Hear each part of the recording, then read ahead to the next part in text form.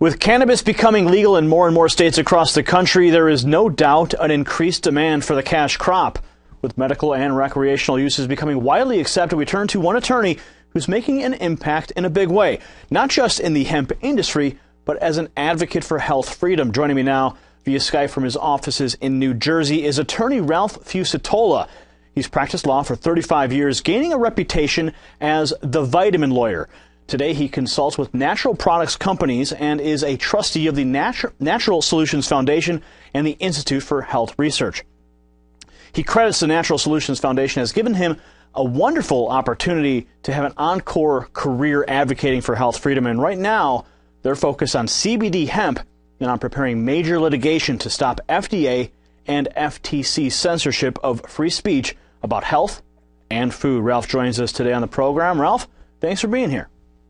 Thank you, Gary. It's a pleasure. Ralph, you've been an advocate for health freedom for over half a century. Now let's go to your CBD project. What is it? What's inspired it? All right. Well, cannabidiol, CBD, is a powerful nutritional aspect or part of industrial hemp. As Dr. Rima Lebo says, CBD is the holy grail of natural health. It is all help, no high.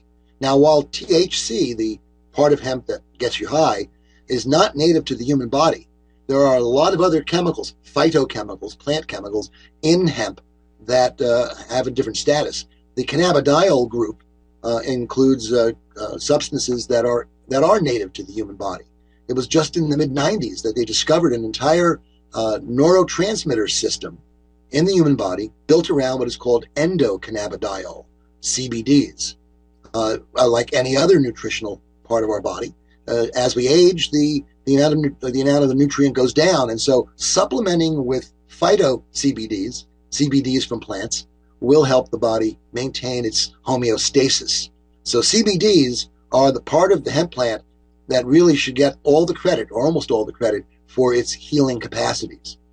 Now, I understand it took about 6 years to get your license in Chile working with Dr. Lebo. Why did it take so long? Well, of course, it was politics.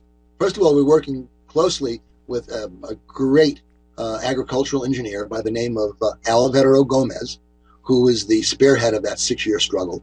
He's a university-trained agricultural engineer, and he's from a family of organic farmers. And he's the one who struggled. We've helped, and together, there was a law passed by the Chilean Congress that required the issuance of the hemp license after it was first rejected by the bureaucracy.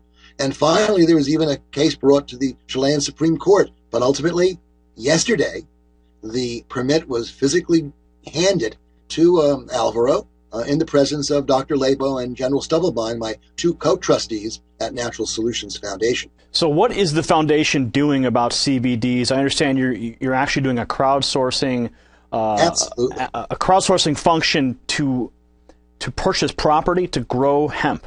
Tell us more about it. Right.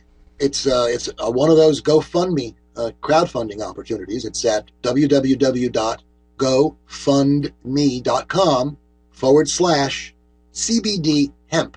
And we have a great rewards program for people who join us. Now, Natural Solutions Foundation has been working in this field for a number of years. Our mission is to discover, to develop, to demonstrate, to document, and to disseminate natural solutions. As part of that, back a few years ago, we actually bought a coffee farm in Panama.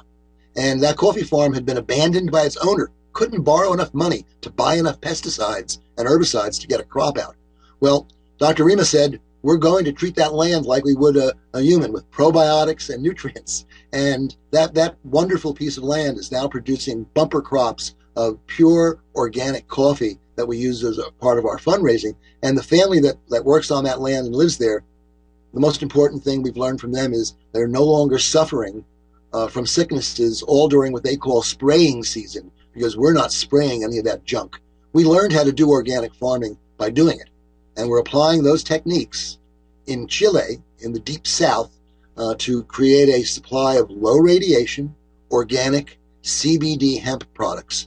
There's a worldwide demand that's growing rapidly for all hemp products. And the CBD nutrient from hemp oil is the one that has the greatest promise to support and maintain a healthy status. Now, why did you say? It says the Holy Grail. Why it really is? Why did you decide to go a crowdfunding method as opposed to seeking out traditional investors? Well, we have a limited liability company that will accept limited investors, and we're certainly willing to do that. We believe in what are called the Shanghai principles, that when organizations like ours do these things, we have to do them with passion, with perfection, and with profitability.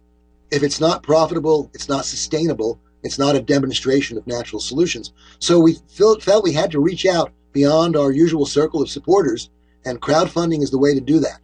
And as I said, great reward system. People who crowdfund with us will get benefit from the crowdfunding, and we will get an opportunity to build the greenhouse, high-potency CBD hemp, from which we're going to be able to extract the world's first commercial-grade organic CBD hemp. There's some CBD hemp out there, but it's not organic. They use some pretty dangerous chemicals often to extract it. We're using hypercritical steam extraction, and we're using methods to grow the plants that are natural and that will assure bumper crops. All right. Any last words for the audience today? Yes. Go to www.gofundme.com/CBD hemp. That's the place to join the hemp health revolution. All right, Ralph. Thanks for joining us today.